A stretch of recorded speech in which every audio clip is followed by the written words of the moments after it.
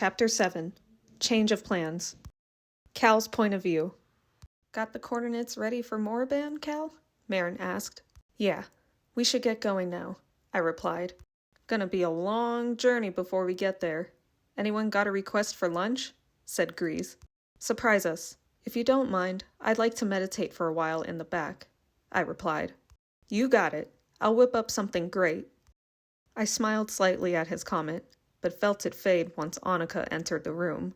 If anyone needs me, you know where to find me, I replied, walking to the back of the ship. Once I entered my room, I sat down on the bed and took a deep breath, clearing my mind slowly. Soon, I felt myself being transported. Once the images began to appear, I didn't recognize where I was. It looked like a swamp, but it seemed abandoned. Yet there was something peaceful about it. In danger you are, Cal Kestis. Go to Dagobah, you must. Only then can I help you against the dark side. I recognized that voice anywhere, but it couldn't be, could it? I snapped out of the meditation, quickly opening my eyes. BD1 stared at me curiously, wondering what was on my mind. I think Yoda was trying to contact me. He might be alive. I gotta tell the crew to change course. I quickly got up from my bed, making my way back into the lounge room to tell the others. Hey, Grease, we need to change course right now, I began. Change course? Why? Grease asked. Suddenly, the entire mantis shook roughly, causing everyone to fly forward on the ground. Grease, watch where you're flying, I yelled. It wasn't me. Someone shot at us, he replied. Please tell me you're joking, said Annika. Yeah, sure, because I most definitely did not see a giant laser, resulting the ship to shake. I ran up to the front and helped Grease with the monitors. Once I saw what was outside, I noticed multiple ships surrounding us. It's the Haxian brood. Grease, get us out of here. On it.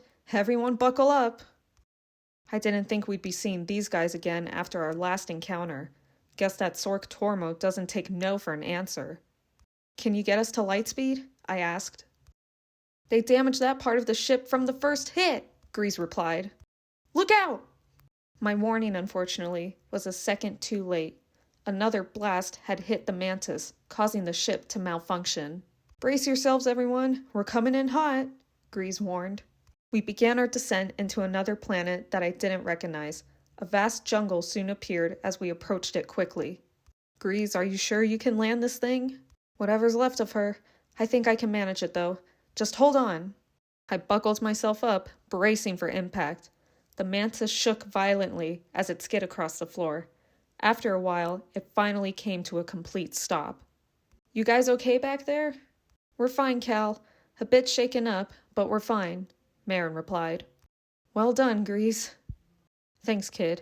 We better get outside and see how much damage they caused, he implied. I nodded in response and unbuckled myself from the chair.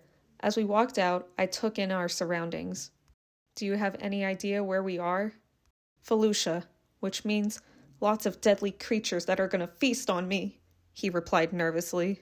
Don't worry, Grease, you're safe. You've got a Jedi and a Night Sister, I added. Let's just see how bad the damage is. I walked over to the opposite side of the ship while Grease checked the other. Got an update for me back there, Cal? Well, the engine is busted, but I could help fix that up, I replied. How are we going to find parts for what we need in the middle of this jungle? He cried out. Doesn't hurt to explore, I replied. Oh, you're funny, Cal. I'm not going out there. Relax, Grease. I wasn't suggesting that. I'll go out myself. You sure that's a good idea? He replied. Well, we've got no other option. Maybe other ships crash-landed, I implied, walking back over to Grease. You really think that other ships crash-landed out here? It's possible, but we gotta look for something. I'll be back before it gets dark. I don't think so, said Annika. Grease and I both turned our heads as she walked over. You left me bored on Yavin 4. I'm not gonna stay here and just sit around while you explore. I'm coming too. Sure you can fight? It's pretty dangerous out there, I implied. Got a blaster I can use? She asked. I have a spare in one of the drawers, Grease chimed in. Perfect. I'll be right back, Annika replied. Since when do you carry a blaster, Grease?